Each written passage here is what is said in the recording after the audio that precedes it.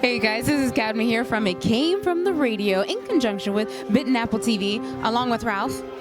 He's here, I promise you he is. We're down here in New Jersey Horror Con, and I'm telling you, we're here to scare the crap out of you, and I'm hoping to give you insomnia for nights, years to come. Please enjoy all the interviews that we're going to have. We're going to be checking out a couple of more things. We're going to get some interviews with some celebrities, as well as find out a little bit more about these horror books. It's going to be a blast. Say bye, Ralph.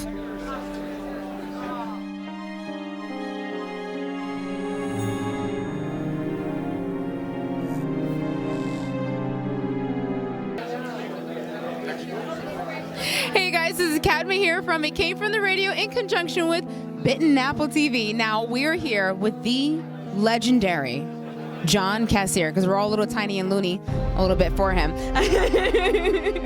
So what I wanted to ask you was, considering that you are the ultimate voice of the Crypt Keeper, yes, in your personal life, have you ever experienced anything paranormal that would be worthy of a story that the Crypt Keeper himself would tell to teach others a lesson? Oh my gosh. Well, you know, I mean, as a kid, I was into the Tales from the Crypt comic book, so it's kind of ironic that I wound up playing the Crypt Keeper, so that was kind of fun. But I remember I used to order everything from the back of the comic books. You could order, you know, I always wanted one of the squirrel monkeys in a cup, but I never got one. But, you know, but you could order like pop-ups, like full-size cardboard cutouts of the different monsters. I was very much into the Universal Horror monsters. And I had a cardboard cutout in the corner of my room of Frankenstein. And I would swear that I would wake up in the middle of the night and it would be closer. And I'd go back to sleep and I'd wake up and it would be closer to my bed. And I thought it was my brother, but he'd swear he never, you know, even now as an adult, he would have told me if it was him. And it would get closer to my bed. I couldn't tell you why, but yeah. Oh, that is so creepy. I can't imagine just laying in bed and you're like, I know I left you over there. Yes. So my second question for you is, what is the creepiest and scariest place? I mean, as an actor, you get to travel a lot. So what is the creepiest and scariest place you've ever stayed at? Oh boy. Well, you know, I've been to a lot of castles and stuff, and you know, it's Lady Jane, where she got her head cut off there in London. They have the stone that she placed her head down when they cut off her head, when King Henry VIII took her head off. So that was kind of a creepy place to be.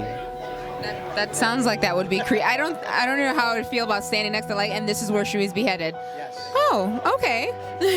She and many others, but yeah, that was yeah. And do you have a favorite horror film that you love? You know, it's kind of my favorite is also probably my favorite comedy as well. Abbott and Costello meets Frankenstein.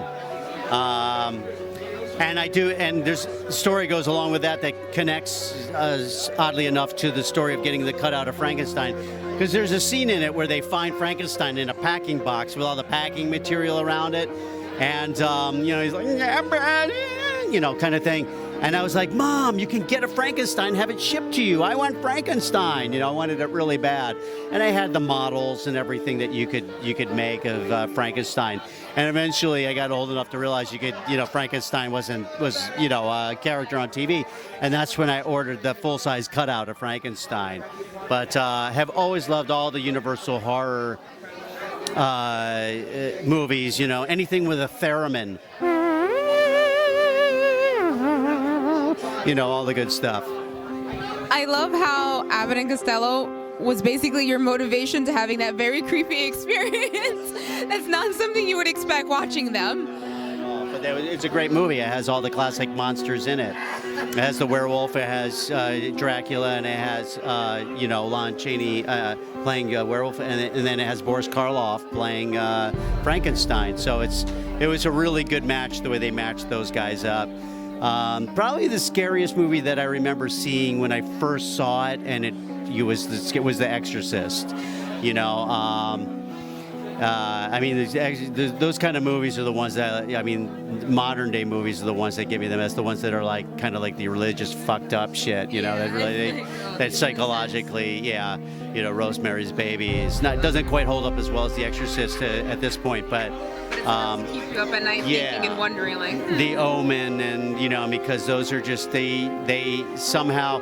I mean, because we choose to believe in religion and that there's, you know, an afterlife and all these things, and then they take it and put it in a movie, and then they make it creepy and weird, and so it's like someplace we've already gone in our beliefs. So it makes it that much more richer and creepier and scarier, you know. That's the beauty that I love about horror films. They take your place of safety and then destroy it.